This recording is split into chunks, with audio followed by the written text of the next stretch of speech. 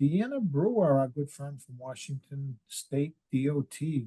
Deanna, let's hear about your MIT program. Great. Thank you for the introduction. Good morning and good afternoon, everyone. It's still morning here in Washington State. I appreciate the opportunity to talk about our Major Incident Tow program, also called MIT, today. I'll walk you through kind of the early steps of the program and then where it's at today. Next slide, please.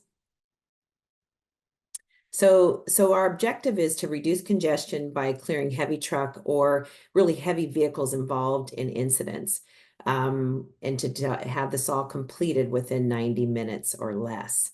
It incentivizes the RTTOs with a $2,500 bonus, and that's the registered tow truck operators. Next slide, please. So a little bit about the history. So back in 2002, the Washington State Patrol and the Washington State Department of Transportation got together and realized that we were not meeting our clearance goals, and that congestion was building. And so we established a 90-minute clearance goal. But what we found is that we were still taking well over 90 minutes. I think in 2006, we did some studies that they were taking on average about 356 minutes. So we decided we need to incentivize this program. And so we got the idea, actually, I think it was from Florida DOT, and it was the Blockbuster Major Incident Tow Program that we kind of started our program off of. So to expedite clearance of major incidents involving heavy trucks, we requested and received legislative funding in July of 2007. Since 2007, we've gone away from the Blockbuster Major Incident Tow to just WSDOT Major Incident Tow, or also referred to as MIT. The MIT coverage area in Washington State is not statewide. We are looking at that, but for now, we're really looking at the I-5 corridor. That's in the greater Puget Sound area of Washington State. It does exclude Whatcom County. It's a smaller county that doesn't have the urgency and need to clear these large incident scenes. Legislative funding actually ended in 2013, and our transportation operations program said, hey, we cannot let this program go. It's a known benefit. We also do this in complement with our IRT program, which is Washington State's Incident Response Program. And the Q program continues to fund the MIT program out of their general budget. So we no longer have legislative funding, but we're working on a benefit cost analysis to really promote and send the message to legislature that we need to continue this initiative and be more aggressive, I think, in our response as well. Next slide, please. The MIT program benefits. It doubles the minimum heavy tow response. So we require 2 Class C tows to respond to the scene, which in the end clears the scene faster. It provides that $2,500 incentive to the RTTOs that have been authorized by the State Patrol as long as they clear the scene within 90 minutes and meet the minimum requirements for submittal. It's an effective tool in reducing congestion and secondary collisions, which that's kind of the common theme that I've heard in the previous 2 presentations, but it's really important because those secondary collisions can be pretty catastrophic. So getting the traffic cleared within 90 minutes reduces that backlog of vehicles. Also reimbursement available for third-party damages. So we do it just like if they were to hit our guardrail. We go after the causing party's insurance company and get reimbursement. In this particular incentive program, because it's a known benefit to the agency and to motorists, we are able to request reimbursement. And really what's important with this program as well is that it builds that stronger relationship between the Washington State Patrol, the tow industry, and WSDOT. They're working in a collaborative environment to work together, all wanting to successfully clear the scene, but it also has discussions about what we could have done differently or what we could have done better. Next slide, please. So tow company requirements. I won't spend a lot of time on this. We do have a major incident tow program handbook, and it's listed here on the slide. So if you want to kind of get into the nuts and bolts of what is required of these tow operators.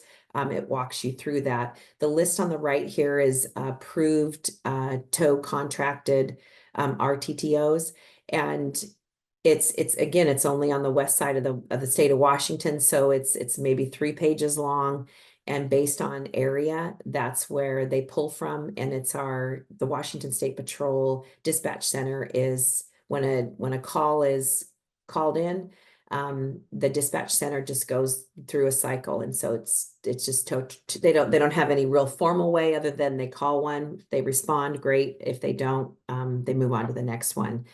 Once they're approved by a state patrol and they've kind of verified they have the necessary equipment that's laid out in the handbook, they're put on this RTTO's list, which is on the right there. This list is updated annually. So we're constantly looking at, having new tow companies coming in that feel like they qualify. Next slide, please. So mid-activation, it's funny, I'm from the state of Washington and I'm with WSDOT, and finding a map that was kind of inclusive was a little challenging. So I apologize for the map quality, but the dotted square really identifies that greater Puget Sound area where our MIT program responds to.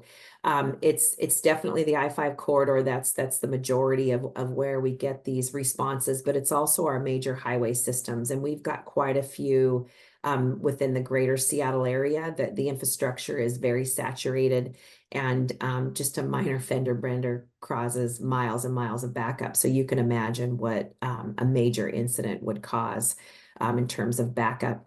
So a mid-activation needs to be a tractor trailer combination or just a truck. It could be a bus, or it could be any other piece of equipment that's blocking one or more traveled lanes. It's a rollover, or there's other collisions related to the incident.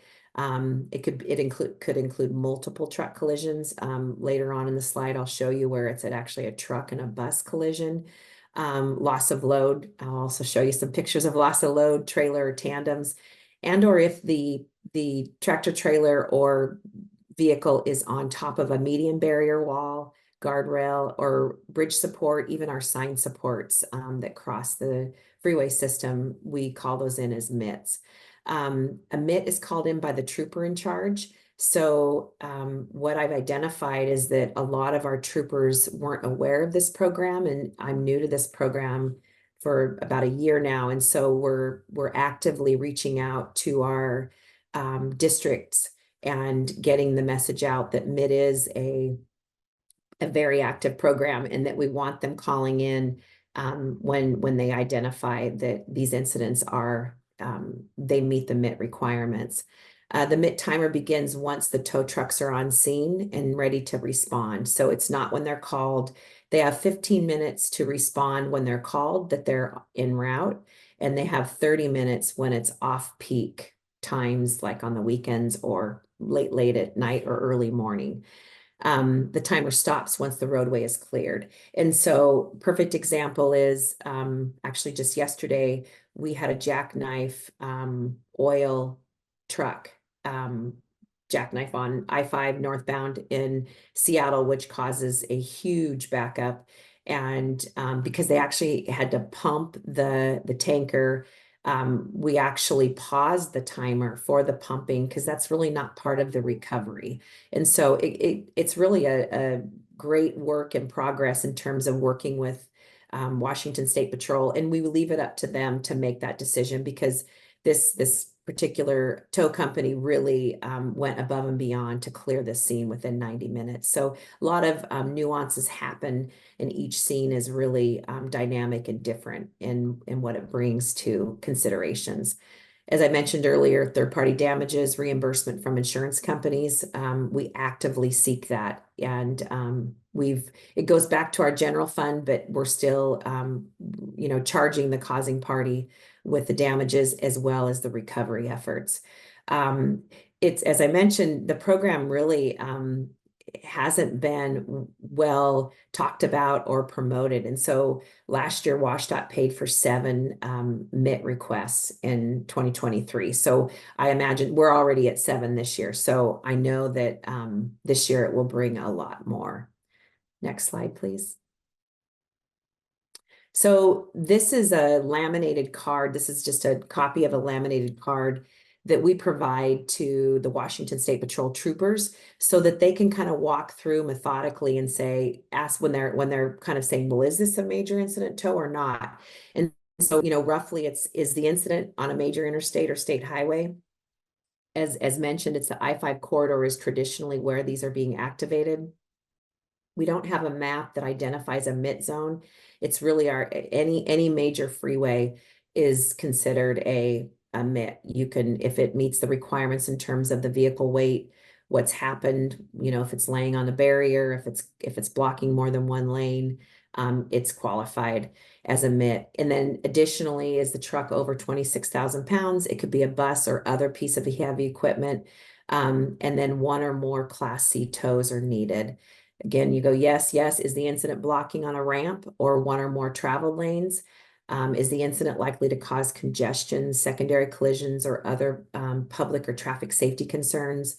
And or is the WSP sergeant, trooper in charge, or tow truck inspector can activate a MIT? Not the tow truck operator, but the tow truck inspector can activate a MIT.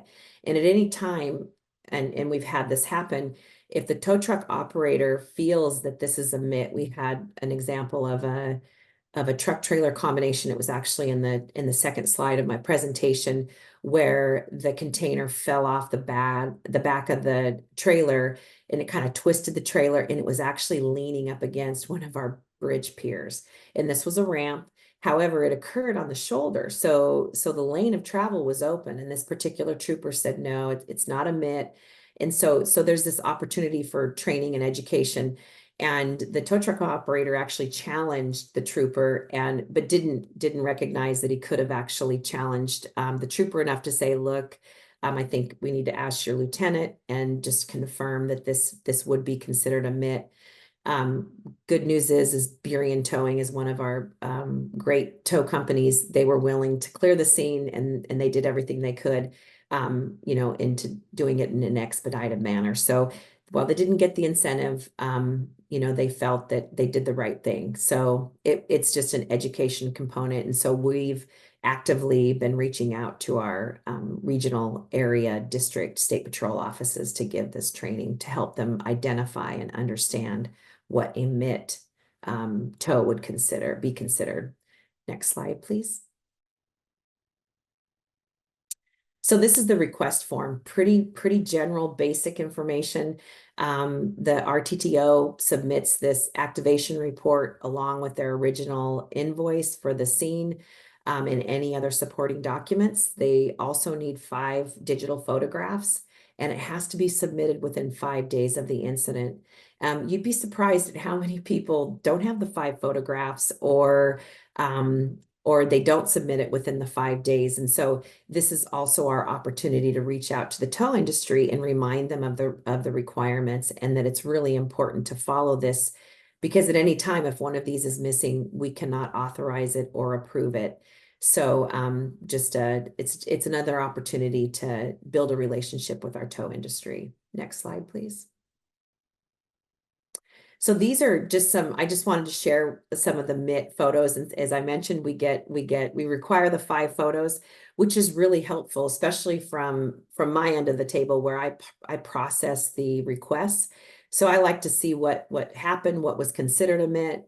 This bottom photo in the left corner here, that was that load, that container that actually twisted the truck bed or the trailer bed, and it was leaning up against the bridge pier. But you can see clearly that the ramp is still open, traffic's filing through. But what the trooper didn't consider was that to upright this device, they were going to have to shut it down completely. So here, the picture to the right shows that both the shoulder and the ramp lane is closed, and Burien Towing is on scene with uprighting and removing the container from the bridge pier. Next slide, please. These are just some additional examples of our tow companies coming in with 2 wreckers, pulling over this. The top photos are of a garbage truck that tipped over and it blocked actually 4 lanes of traffic. and just actively clearing it. These are all approved, so they cleared it within 90 minutes. The picture below is a photo of it. It was a crossover, and the bus actually crossed over into the opposing lane of the truck, went head on. There was a fatality, unfortunately, with this crash. But this is kind of one of those examples where it's just kind of more, this is SR 18, which is a heavily traveled highway, and it gets a lot of traffic. And so the trooper in charge immediately called BIT, which was great because he needed the scene cleared immediately. It's a really good example of questionable. Should I call him it? Should I not? But he did, and made it happen. So next slide, please. And then lastly, these are just kind of some precarious locations where we're having to upright these loads that have crashed or jackknifed. This particular load in the top is on a structure, which is really challenging to get, booms in there to upright these devices. So again, this was another great effort with our tow companies to clear the scene in 90 minutes, and it was approved. The bottom load is actually that is human waste that's used for fertilizing golf courses, which I didn't know they did that. Anyways, this is in our southern end of Washington, between Oregon and Washington, or Oregon and Vancouver. And it was a load that jackknifed and spilt its load both directions of the highway. This was another MIT activation. It's kind of textbook. It's leaning on the barrier. It almost hit the sign bridge. So this was a MIT tow, and then it also had the cleanup as well that had to come in. Next slide, please. So key takeaways, rapid response of major commercial vehicles. Our MIT is only related to those larger vehicles. It's not every single commercial vehicle that's in a crash, but traditionally the majority of them are. It streamlines that communication by establishing that direct communication channel between WSP and the tow industry. It's preparedness of our tow operators to respond specifically to high priority incidents involving commercial vehicles and buses. It supports our goal of the 90-minute clearance. It reduces congestion and secondary crashes. The program recognizes the great work that our tow industry does, and we incentivize that with a $2,500 incentive program. And that amount has been the same since we started this in 2007. And as I see what other states, with Florida and Georgia, are paying, it makes me think, wow, should we be increasing ours? We have a great group of registered tow operators now, but I see the value in increasing that, especially since we haven't really touched it since 2007. And really, one of the greater parts of this program is that we actually seek reimbursement from the causing party. So we are able to go after that causing party and get reimbursement for this incentivized program. Next slide, please. And that is it. So while I'm presenting here, Shelby Winkle is our incident response program manager, but he's on vacation this week, so he was not able to attend, but he created this great URL code or QR code to so it'll take you right to our incident response page, which also includes the major incident tow handbook. So with that said, I am done with my presentation.